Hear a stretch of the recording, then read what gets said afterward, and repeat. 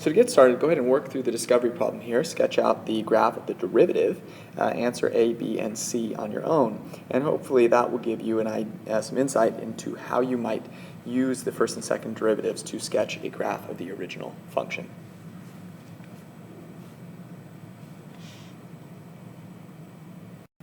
All right, a couple things to take note of. This is the graph of the derivative, not the graph of the original function, so you need to be careful. And here we're going to start off with the sign chart for my derivative. So to make my sign chart, I want to identify the critical points where the derivative won't have a sign. So that'll be when it's equal to 0 or undefined. And I want to mark those points down. So as I can see in my graph here, the derivative hits 0 at -2, at 1, and at 4. I'm just going to mark those here, that these are zeros as opposed to undefined. Now I want to identify the sign in between each of these intervals. So here the derivative has a positive value. It continues to have a positive value in between -2 and 1, and then finally dips below the x-axis and has a negative value. Now this sign chart is only as helpful as the information that I get from it. In other words, as helpful as what I can tell about my original function from this. And so what I want to do is include in my sign chart what this means about my original function. So here, this means that since the derivative is positive, that the slope of my original function is positive, meaning that my original function is increasing. So I would say here, f is increasing. Remember, the first derivative tells where my original function is increasing or decreasing. Okay? And I can say again, f is increasing. And between 1 and 4, f is decreasing. Okay. Now there's one more thing that I can glean from this, and that is that my function f will have a relative extrema at one of these points, and that's going to be where we're switching from positive to a negative slope, and that's going to create a relative maximum, right? Because I'm going from an increasing to a decreasing. And I can also, just consider the endpoints. This function, will probably be defined for all real numbers, but in this particular situation, we're looking between -4 and 4, and we can see here that since the function is decreasing as I approach the right endpoint, this would be a relative minimum, and since I'm increasing to the right of my left endpoint, this would also be a relative minimum.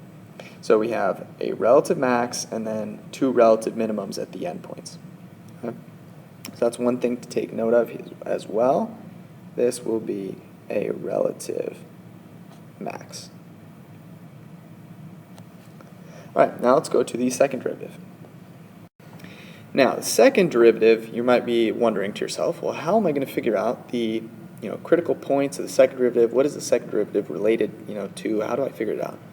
Remember, the second derivative is just the derivative of the first. In other words, the second derivative is the slope of the first derivative. So the critical points where my second derivative is 0 are going to be where the slope of my first derivative, which is graphed here, is 0. Well, where is the slope of this function going to be 0? Well, the slope is going to be 0 at -2. Looks like it's going to be 0 at 0 as well. And is going to be 0 down here at what looks to be 3. Okay, now I'm ready to fill out the sign of my second derivative. Now remember, the second derivative is the slope of the first. So I'm looking at the slope here. Notice that the slope is negative to the left of -2. In between -2 and 0, the slope of this first derivative is positive. In between 0 and 3, the function is decreasing. This derivative is decreasing. So since the first derivative has a negative slope, that means the second derivative is negative. And then from 3 to 4, the derivative starts increasing again, which means the second derivative will be positive. Now, I can still continue to glean some information about my original function by looking at the second derivative. Notice that when the second derivative is negative, that tells me that the concavity of the original function will be concave down. When the second derivative is positive, concave up, so on and so forth. So let's go ahead and fill that in as well. Okay, now a couple things I want to point out. The first is that my sign charts here are small. and you have your whole notebook to work with. So make your sign charts bigger so that you can fit in all this information and spell it perhaps a little more than I have here. What I also want to recognize is what other key points the second derivative tells me. So it tells me the intervals where the concavity is up or down. It also tells me points of inflection, right? So those are going to be the points where the concavity is switching. So I'm just going to go ahead and circle the points of inflection. What I want you to do is actually label them. So I want you to actually draw or write out the points of inflection. But I'm going to have a point of inflection at x equals -2, at x equals 0, and at x equals 3. The concavity of my function is going to change. So I would say that these are all points of inflection.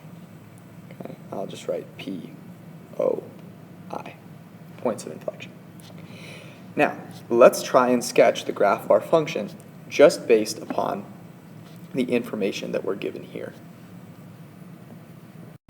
Okay, so what I'm going to do is I'm going to break this up into intervals. I'm going to break it up into intervals with my first derivative and then use my second derivative for that particular interval to determine the concavity.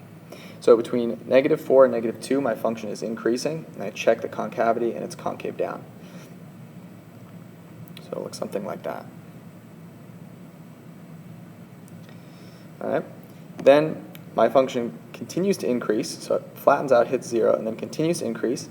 And we're on the interval from -2 to 1. Now, from -2 to 0, the function is concave up.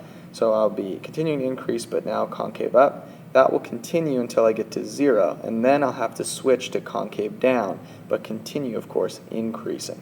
So my function at 0, while it's continuing to be concave up, concave up, concave up, concave up, it will then switch to concave down at 0.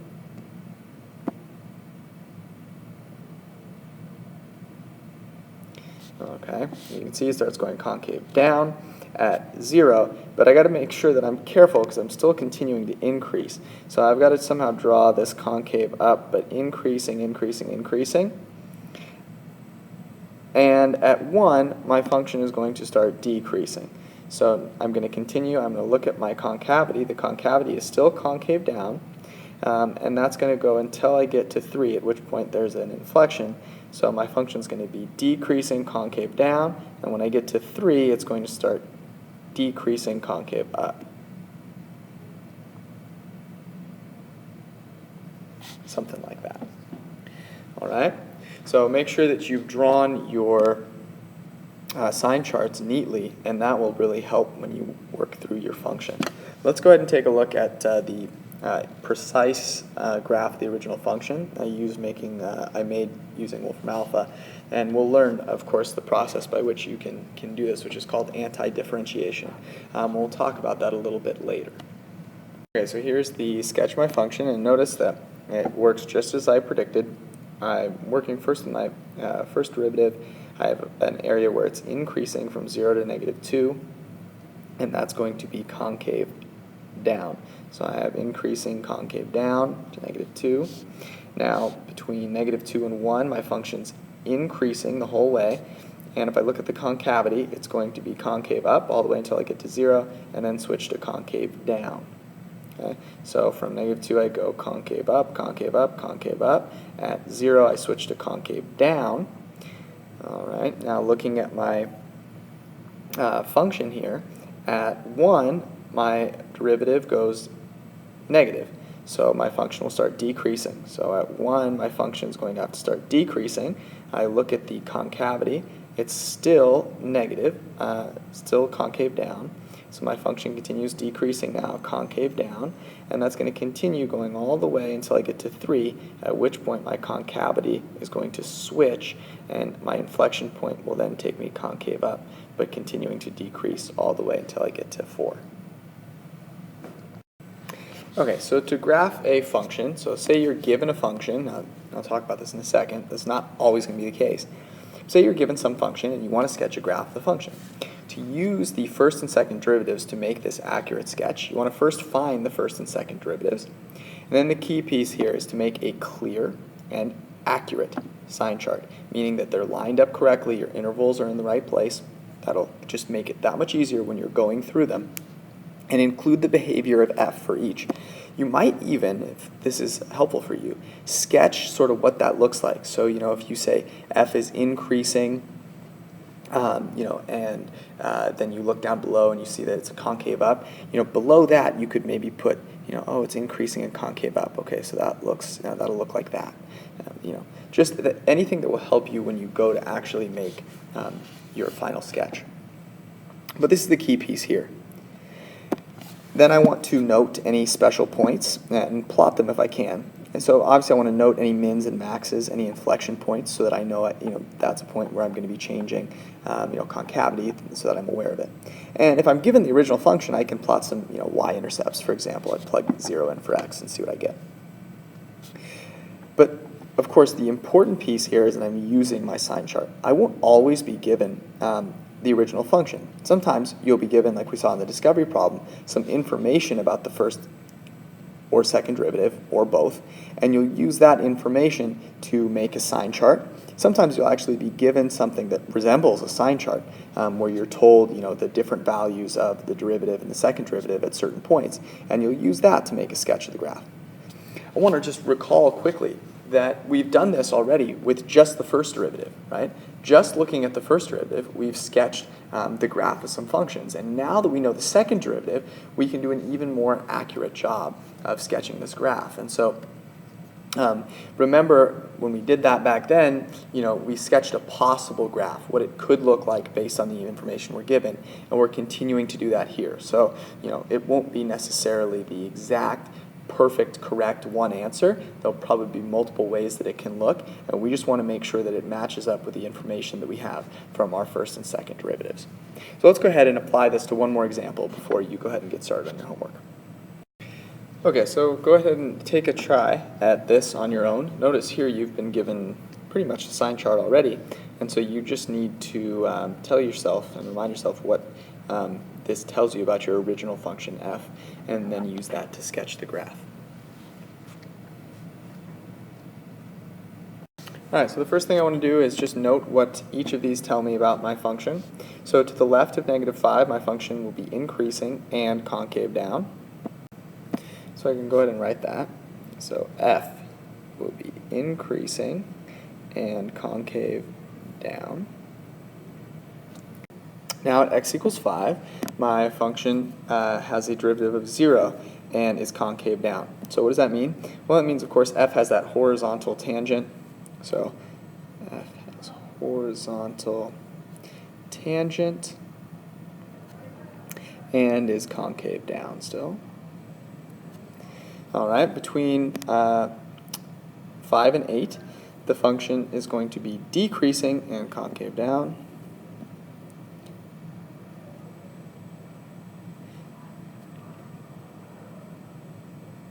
Now, at x equals 8, we see that the function has a derivative which is undefined. Well, we were told that the function is continuous. So what does it mean for a continuous function to have an undefined derivative? And we talked about this, where the derivative is not differentiable. And so that would be a cusp point. So we say f has a cusp. Now, it could also mean, so this cusp point is because it's continuous. So if it's continuous and undefined, it's got to have a cusp point.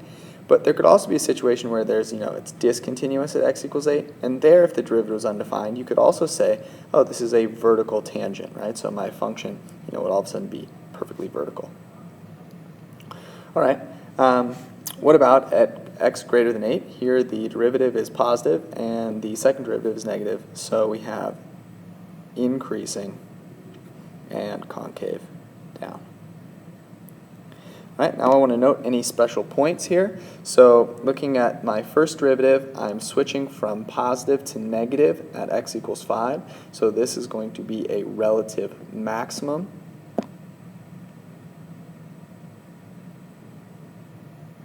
Okay. Here I will be switching from negative to positive, so you can think of this as being a relative minimum.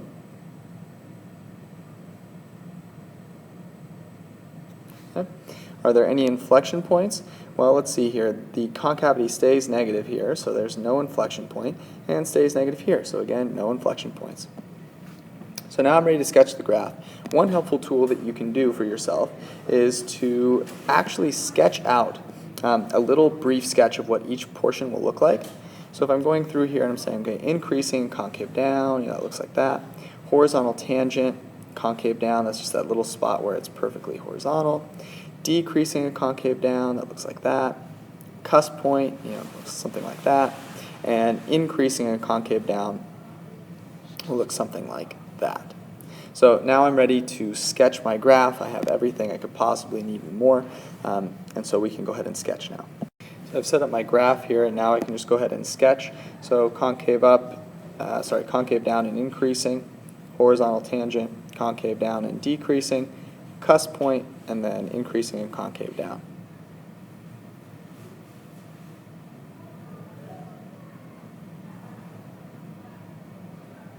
And so it might look something like that.